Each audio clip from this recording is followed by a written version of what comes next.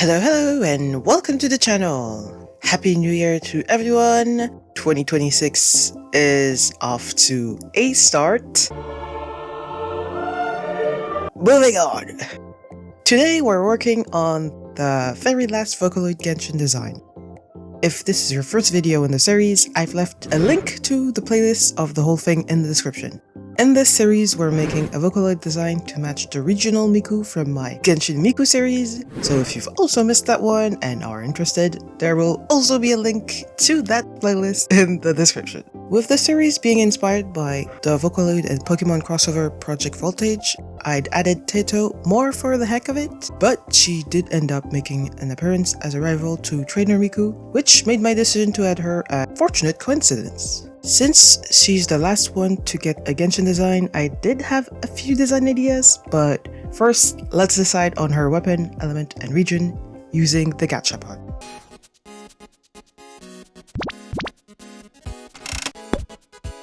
Dendro! Mondstadt! And Bow. As always with this design, I wanted to link Teto with her regional Miku, Electro Miku. But because this would be the last Vocaloid design, I thought it'd be kinda interesting if she still referenced our last Miku, Dendro Miku from Fontaine. The element was a nice start, even though it was not my decision.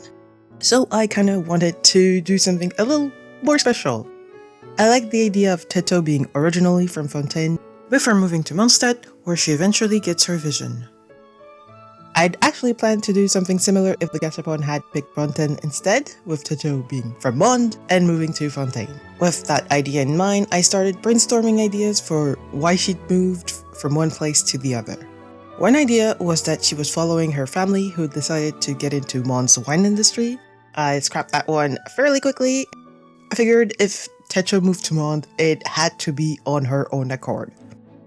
The second idea was that she'd moved to open a coffee shop in Mond, feeling like there was an untapped market there. I did a very quick sketch of that Teto, and as you can see, she was going to be more on the overwork and tired side, a huge contrast to Electro Miku's loud and energetic personality. In the end, I wasn't convinced by that idea either. I did finally settle on an idea when I remembered that Teto is 30 years old. Maybe she decided to move to Mond to follow a dream after years of working in a field that she felt was slowly sucking up all her energy and happiness. That's a little too relatable.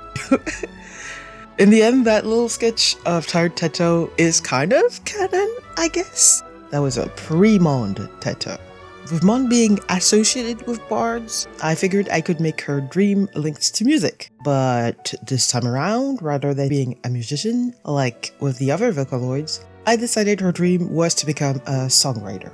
With that new idea in mind, I moved to sketching first on paper with a few outfit ideas, before quickly moving to Procreate to further doodle things out.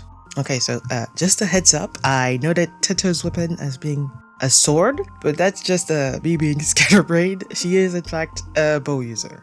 Anyway, I really wanted to keep Teto's iconic hairstyle, and I thought it'd be kind of funny if everyone in Mond assumed she was a Barbara fan because of it. I also wanted her to have an apple-themed outfit to fit the Dendro theme. I gave her a red beret because, well, it was a nice way to imitate an apple stem. I wanted to avoid her dress looking too much like Barbara's, so I did a few iterations, starting with a dress with a little capelet before trying a coat, and I kind of really liked the coat version, so I iterated on that version of the design once more. I changed her little vest and skirt into a dress, with the most visible part having a cello design, filling back to her musical background. I decided she'd have a little book to write down any lyric ideas she had, and she wears it like a little bag. I also gave her a pen with a feather that she has inside her breast pocket anytime she needs to actually write said lyrics. I was very happy with the look, so I moved to some color iterations, which took a few tries to get the right amount of reds and yellows and also greens. I do think I found something that works quite well. I hope it works quite well. Here's the turnaround of the final design.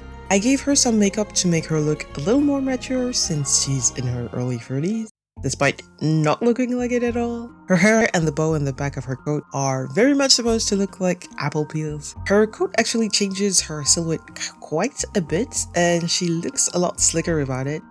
With the design all done, I moved on to the splash art. I really wanted to incorporate her pen and book into her bursts. I wasn't quite sure exactly what the bursts would do yet, but I had the visual of her writing out lyrics, sort of like the Remembrance Trailblazer from Hong Kong Star Rail. As always, I started with a sketch and made the mistake of immediately starting the line art. Bad idea, honestly.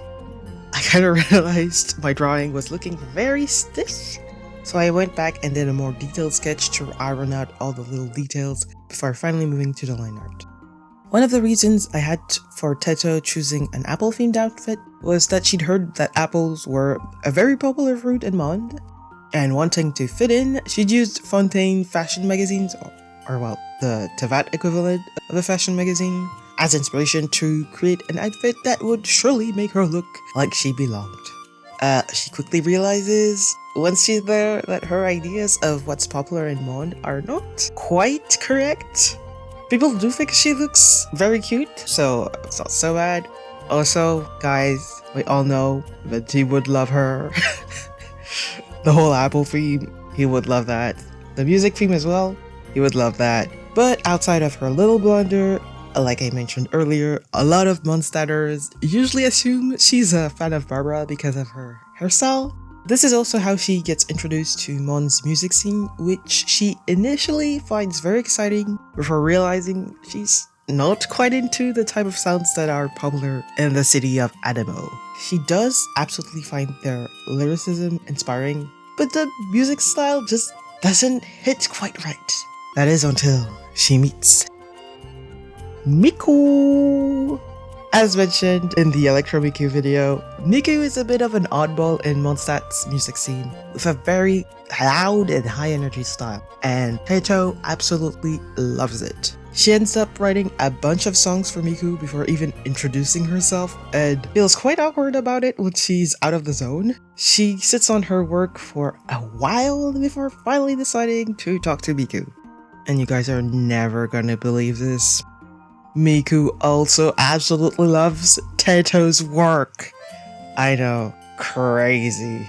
I know that technically if I was following Project Voltage's blueprint, these two should be rivals of sorts, but this is my video, and I say that they should be besties.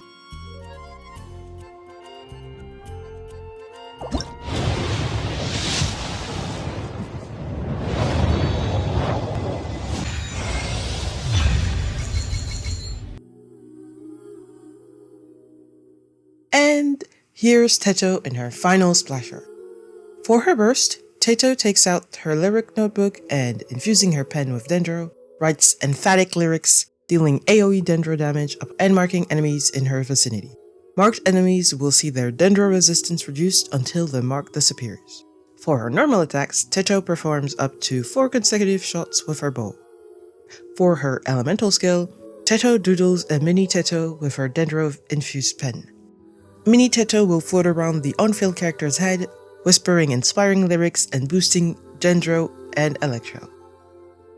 Originally from Fontaine, Teto decided to leave her old life behind to live her dream of becoming a songwriter.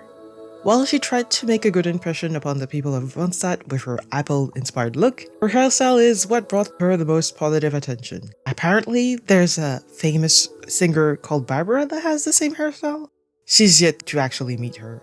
She wasn't quite infused by Mond's music style, despite finding their lyricism very inspiring, until she met a very original and enthusiastic young lady with a style completely her own. They've since become fast friends, and Teto has found it quite fulfilling to write lyrics for her.